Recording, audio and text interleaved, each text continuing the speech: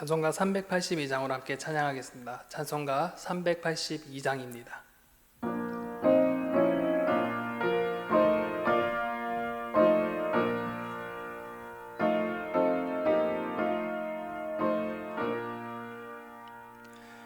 너 근심 걱정 말아라. 주 너를 지키리. 주 날개 밑에 거하라. 주 너를 지키리. 주 너를 지키리. 아무 때나 어디서나 주 너를 지키리. 늘 지켜주시리.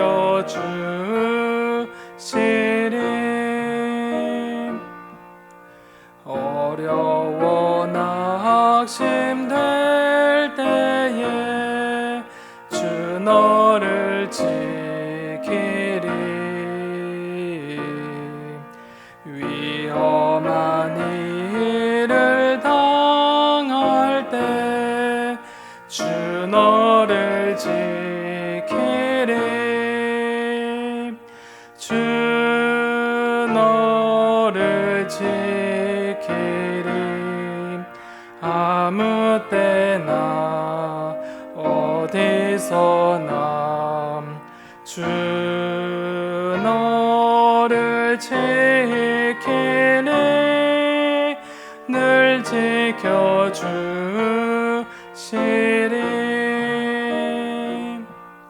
너 쓸 것 미리 하시고 주 너를 지키리. 구하는 것을 주시며 주 너를 지키리. 주 너를 지키리. 아무 때나 어디서나 주 너를 지키리. 늘 지켜주시리.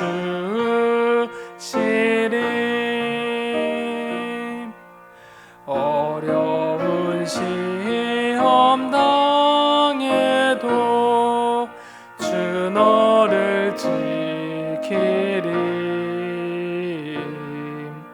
구주의 품에 거하라. 주 너를 지키리. 주 너를 지키리. 아무 때나 어디서나 주 너를 지키리. 늘 지켜주시리.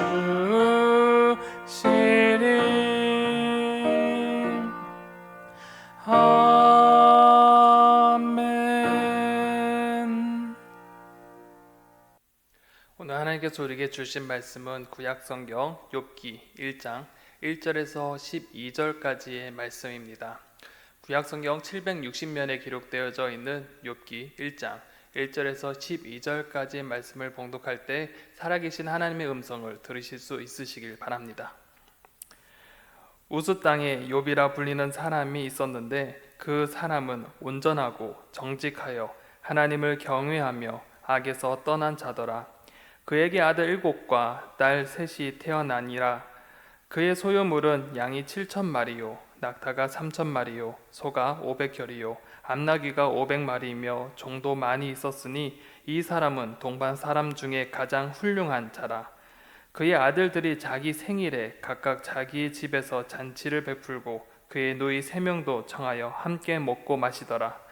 그들이 차례대로 잔치를 끝내면 욥이 그들을 불러다가 성결하게 하되 아침에 일어나서 그들의 명수대로 번제를 드렸으니 이는 욥이 말하기를 혹시 내 아들들이 죄를 범하여 마음으로 하나님을 욕되게 하였을까 함이라. 욥의 행위가 항상 이러하였더라. 하루는 하나님의 아들들이 와서 여호와 앞에 섰고 사탄도 그들 가운데 온지라.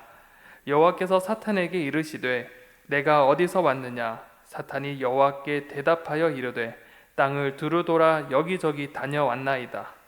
여호와께서 사탄에게 이르시되 내가 내 종 욥을 주의하여 보았느냐. 그와 같이 온전하고 정직하여 하나님을 경외하며 악에서 떠난 자는 세상에 없느니라.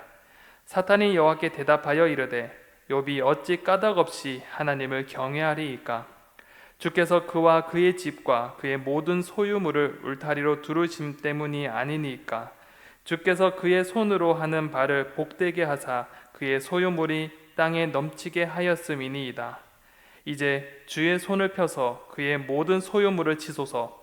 그리하면 틀림없이 주를 향하여 욕하지 않겠나이까. 여호와께서 사탄에게 이르시되 내가 그의 소유물을 다 내 손에 맡기노라. 다만 그의 몸에는 내 손을 대지 말지니라. 사탄이 곧 여호와 앞에서 물러가니라.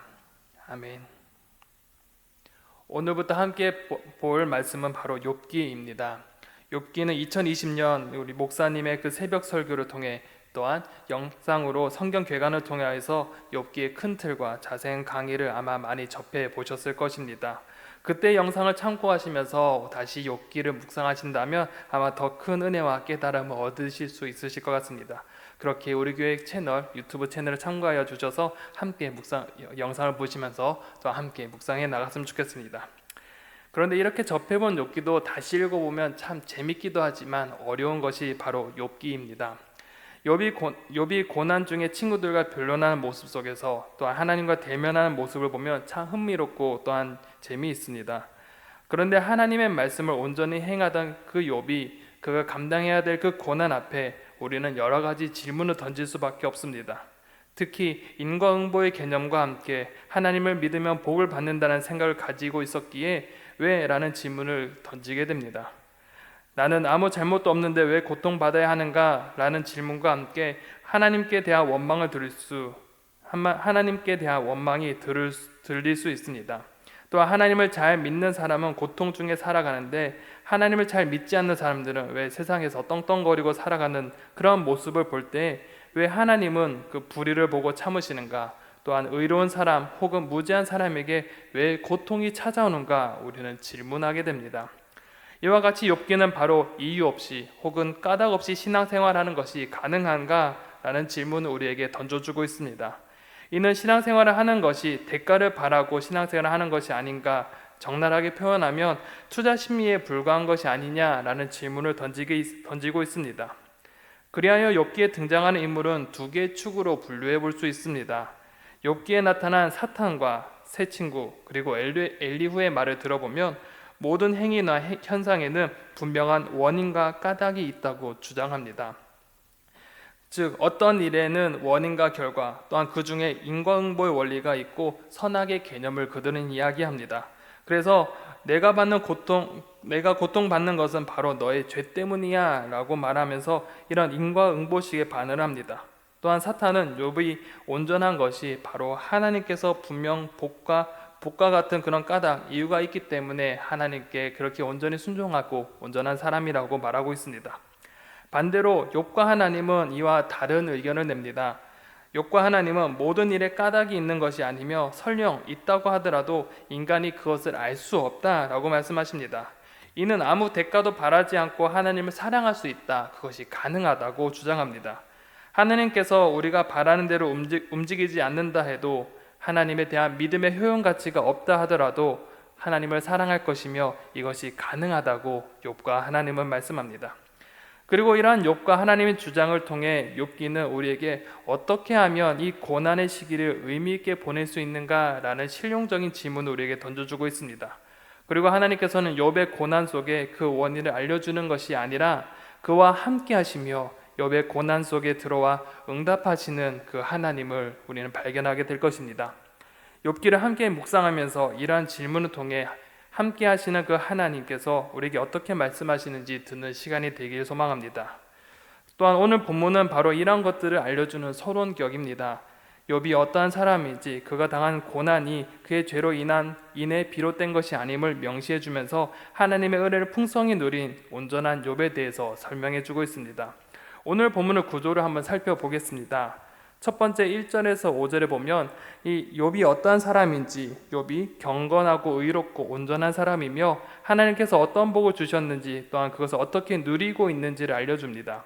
그리고 두 번째 단락인 6절에서 12절에는 우리의 시선을 지상에서 또한 천상으로 옮깁니다. 그래서 그 천상의 회의 장면에서 사탄이 반론하며 까닭이 없는 신앙은 있을 수 없다고 주장함으로써 이 천상회의가 이루어지는 것을 보게 됩니다. 이제 첫 번째 단락을 함께 보겠습니다. 첫 번째, 경건하고 의로운 욥입니다. 1절에서는 욥이 어떠한 사람인지 소개합니다. 1절에 보면 우스 땅에 욥이라 불리는 사람이 있었는데 그 사람은 온전하고 정직하여 하나님을 경외하며 악에서 떠난 자더다 라고 말씀합니다. 먼저 욥은 우스 출신의 사람이라고 소개합니다. 이는 에돔에 속한 성읍으로서 가나안 동편 어느 지역으로 추측되어지는 곳에 살고 있다고 말합니다. 그리고 그가 어떤 사람인가를 묘사하는데 온전하고 정직하고 하나님을 경외하며 악에서 떠난 자라고 소개합니다. 한마디로 완벽한 의인의 모습을 보여주고 있습니다. 온전하다는 것은 도덕적 자질이 훌륭하다는 것이며 정직하다는 것은 정의를 실천하는 사람인 것입니다. 즉 사람들 사이에서 인격과 인품이 완벽한 사람이라는 것입니다. 또한 하나님과의 관계에서도 그는 하나님을 경외하고 악을 떠난 사람이었다고 소개합니다. 말 그대로 하나님을 사랑하고 이웃을 사랑하는 사람, 율법으로는 완벽한 사람이었던 것입니다. 그리고 또한 에스겔 14장에서는 이 욥을 어떻게 표현하는지 노아와 다니엘과 욥을 이야기하면서 그는 의인이자 중보자라고도 또한 소개합니다.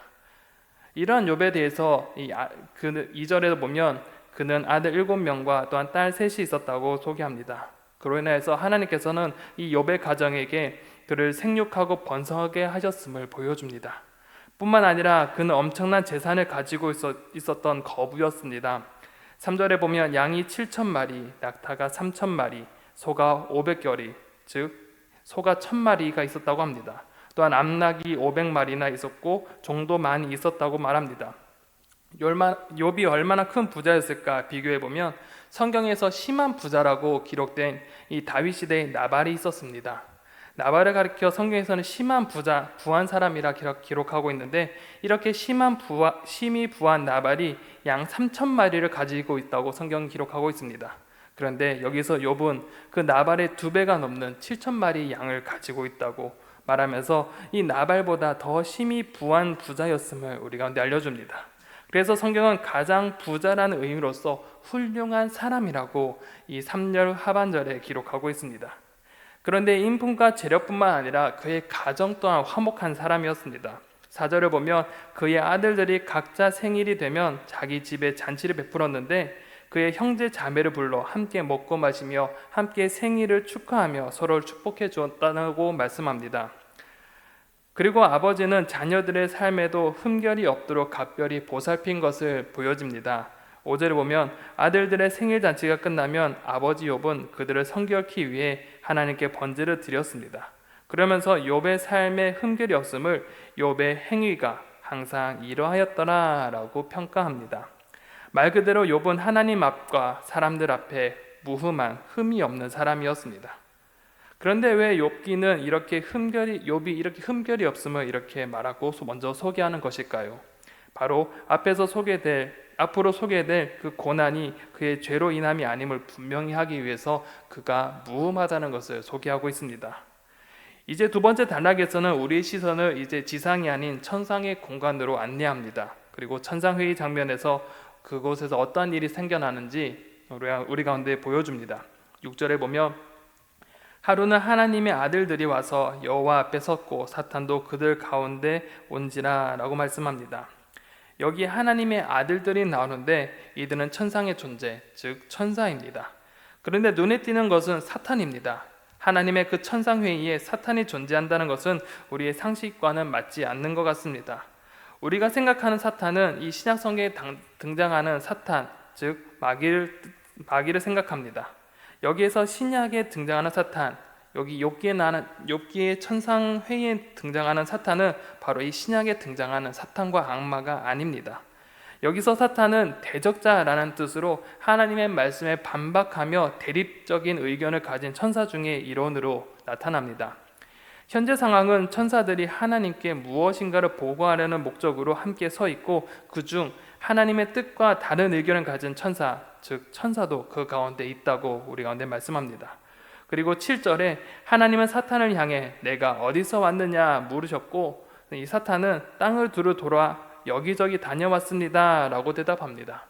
그런데 이 8절을 보면 이 대화 이전에 하나님과 사탄 사이에 논쟁이 있었다는 인상을 받게 됩니다. 8절에 보면 여호와께서 사탄에게 이르시되 내가 내 종 욥을 주의하여 보았느냐, 그와 같이 온전하고 정직하여 하나님을 경외하며 악에서 떠난 자는 세상에 없느니라 라고 말씀합니다.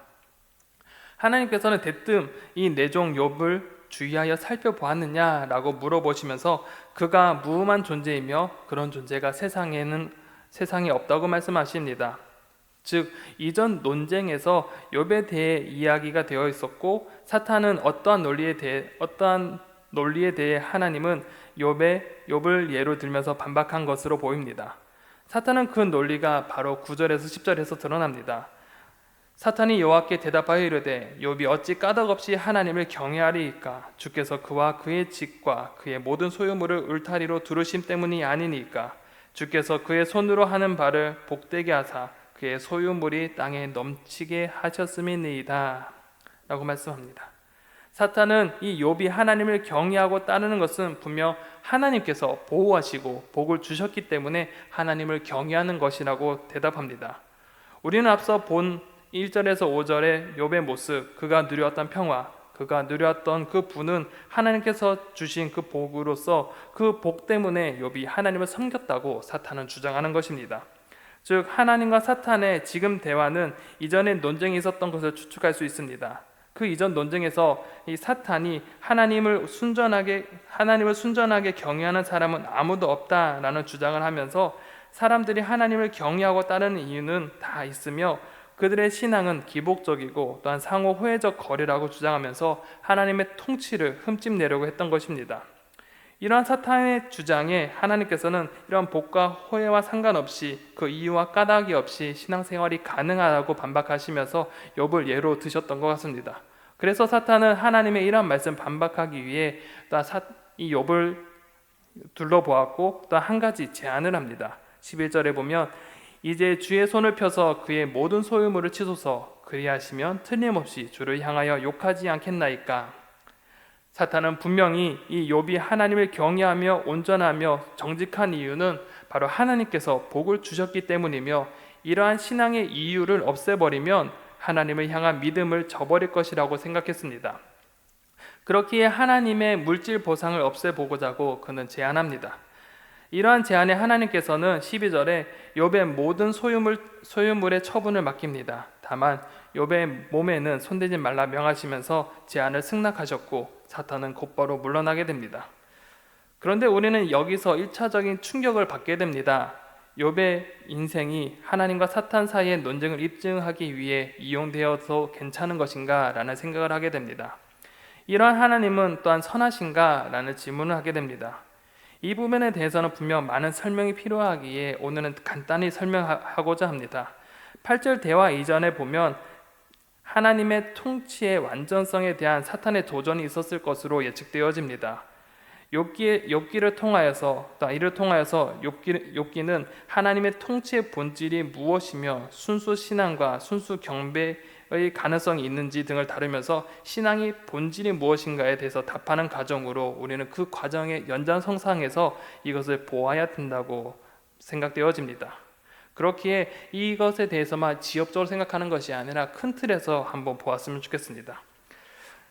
이제 말씀을 마무리하고자 합니다. 오늘 말씀을 통해서 우리는 우리의 신앙을 한번 되돌아보았으면 좋겠습니다. 사탄은 하나님을 향해 사람들이 하나님을 섬기는 것은 하나님의 복 때문이라고 주장합니다. 즉 이유가 있어서 기복적인 이유로 하나님을 섬기며 하나님은 사람에게 복을 주심으로써 그들의 경외를 받는 거래 같은 것이라고 생각합니다. 그런데 우리의 신앙이 이러한 것이 아닌가 한번 되돌아보아야 합니다. 우리는 하나님을 왜 믿는가? 하나님을 왜 순종하며 살아가는가? 우리는 한번 점검해 보아야 됩니다. 우리의 신앙이 나의 평안과 안위와 복을 위해 하나님을 믿고 의지하는 것이 아닌가 한번 되돌아보아야 합니다. 또한 이것이 아니면 우리가 하나님의 존재 그 자체로 인하여서 하나님께 감사하며 찬양하며 순종하며 나아가는 것인가? 우리 한번 삶을 되돌아봤으면 좋겠습니다. 오늘 하루 우리는 이러한 질문을 가지고 하루를 살아가시기 바랍니다. 우리가 왜 하나님을 믿고 살아가는지, 왜 하나님께 순종하며 경외하며 살아가는지, 우리가 그 이유에 대해서 또한 생각하면서 우리가 무엇 때문에 신앙생활을 하는지 한번 점검해보는 오늘 하루가 되시길 바랍니다. 기도하겠습니다. 사랑과 풍성하신 아버지 하나님, 또 우리 가운데 욥기 말씀을 함께 묵상하게 하심에 참 감사합니다.